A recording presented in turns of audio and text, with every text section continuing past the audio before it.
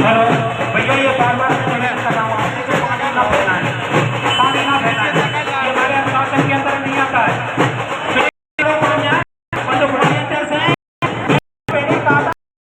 करने वाले भारत रत्न डॉक्टर भीमराव अम्बेडकर जी के चरणों में कोटि कोटि नमन करते हुए बहुजन समाज में जन्मे समस्त बहुजन महापुरुषों को श्रद्धा की सुमन अर्पित करते हुए मैं बुद्ध रत्न भीम पुत्र विजय कुमार आजाद अपनी बारी को आरंभ करता हूं। हमारे साथियों, जैसा कि परिचय इस मंच के माध्यम से आप लोगों को दे दिया गया है, उससे पहले मैं बताना चाहूंगा कि मैं दीवानी के पास ग्राम भोजपुरा का मूल निवासी हूँ और पेशे से एक प्रिंसिपल भी हूँ और साथ में एक अधिवक्ता भी। सम्मानित साथियों, सबसे पहले मैं धन्यवाद देना चाहूंगा डॉक्टर अम्बेडकर जन्मोत्सव समिति के सभी पदाधिकारियों का और सभी सदस्यों का, जिन्होंने बड़े ही हर्ष और उल्लास के साथ बिना किसी भेदभाव के बहुजन समाज के सभी लोगों को एक साथ एक स्थान पर आमंत्रित करने का जो काम किया, ये काबिल तारीफ है। मैं सभी सम्मानित साथियों के लिए कहना चाहूंगा, कि कहते हैं बहुजन समाज जिसको, यह तो अनुशासित लोगों का एक संकल्प है। कहते हैं बहुजन समाज जिसको, यह तो अनुशासित लोगों का संकल्प है। इनके अंदर अनुशासन कूट कूट के भरा रहता है, ऐसा हम बहुजन चिंतकों का मंथन है। तो सम्मानित साथियों, आज बाबा साहब डॉक्टर भीमराव अम्बेडकर जी की 134वीं जयंती को गिरोध नगर में गिरोध जनपद के लोगों ने बड़ी धूमधाम से मनाया। तो सम्मानित साथियों, मैं आज बताना चाहूंगा कि हमारी लड़ाई किसकी है। हमारी लड़ाई स्वाभिमान, सम्मान और समता की है। हमारी लड़ाई संस्कृति अस्मिता की है।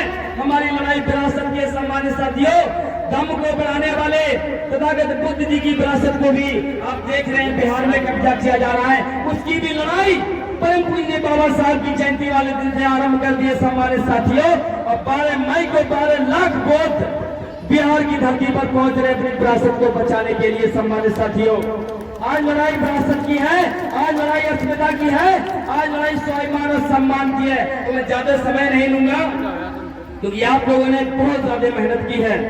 तो मैं कहना चाहूंगा, लुटी संस्कृति हमारी दासहीन बनाया गया। लुटी संस्कृति हमारी दासहीन बनाया गया। आंखों से टपके थे आंसू, पर कोई बचाने न आया था। अरे होता रहा शोषण इस बहुजन समाज का, लेकिन कोई अल्लाह ईश्वर भगवान बचाने न आया था। लिया जन्म भीम ने पढ़ लिखकर जगत में ऐसा नाम कमाया और शोषित वंचित वर्ग को मनवादी व्यवस्था से हमेशा के लिए भारत का संविधान दे करके आजाद बनाया था। ज्यादा कुछ नहीं कहूंगा, मैंने बहुत कुछ कह दिया है। बस समझना यही है कि बाबा साहब ने एजुकेट और नाइस की बात कही थी। आज पढ़ने और पढ़ाने की जरूरत है, संगठित होने की और संगठित करने की जरूरत है, आपस में संघर्ष करने की जरूरत है। सम्मानित साथियों, और संघर्ष यही है कि हमें धर्म और जाति की लड़ाई नहीं बल्कि समानता, शिक्षा, स्वाभिमान की लड़ाई लड़नी है। इसके लिए मैं कहना चाहूंगा, सामाजिक लड़ाई को मैं बड़ी धूमधाम से लड़ रहा हूँ। सामाजिक लड़ाई को मैं रात दिन संघर्ष करके आपके साथ लड़ रहा हूँ और आगे भी लड़ता रहूंगा। और इस बहुजन समाज के उत्थान के लिए मुझे अपने रक्त की एक बूंद को कुर्बान क्यों ना करना पड़े, मैं पीछे नहीं हटूंगा। सम्मानित साथियों, पीछे नहीं हटूंगा। इन्हीं शब्दों के साथ मैं अपनी बात को प्रारंभ की ओर ले जाता हूँ, लेकिन एक सारी नुमा अंदाज में अपनी बात को पूरा करूंगा कि जब पानी पीने का अधिकार नहीं